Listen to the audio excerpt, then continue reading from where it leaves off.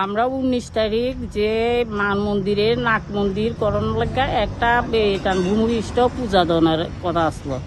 এরপরে সোমবারে পূজাটা দেমু, রোববারে রাত্রে 11টার দিকে এইখানে বিরিয়ানি মাংস খেয়ে তারপরে এই গতটার মধ্যে পালাইছে পরে এরপরে আমরা ইয়া দেখি যে এই অবস্থা, আমরা পরিষ্কার কইরা তারপরে এইটা পূজা দেওয়া হয়েছে। পূজা দেওয়ানোর পরে এরপরে দিয়া পাওয়া গেছে, খোঁজ পাওয়া গেছে যে সাক্ষী পাওয়া গেছে যে বিক্রমে নাকি এটি পালাইছে। বিক্রমে এই কাজটা করছে। এরপরে হ্যারে দৌড়তাম গেছে, নাই বাসার মধ্যে নাই, কই গেছে খোঁজ পাওয়া গেছে না। এরপর আমরা থানার মধ্যে গিয়ে এন্ট্রি করছি। এরপর পুলিশের কাছে আমরা কেস করছি হ্যার নামে।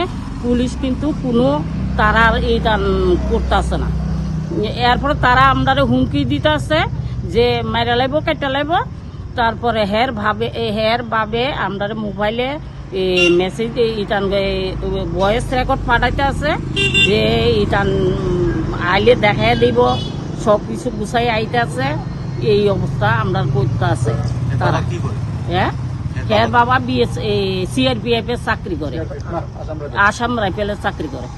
আপনার নাক মন্দির করার লেগা মানে বাধা দিতেছে কি কারণ এটা তো আমরা বুঝতে পারছি না। আমরা তো এটা পাড়ার, এই নাম হচ্ছে রাস্তার মাথা THR পাড়া।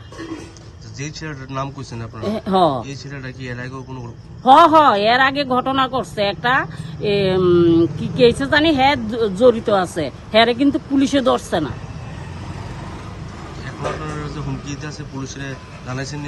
আমরা তো কেস করছি ধরানোর লাগে হ্যাঁ কইছি। কোন থানা থেকে? বিশালগড় থানা।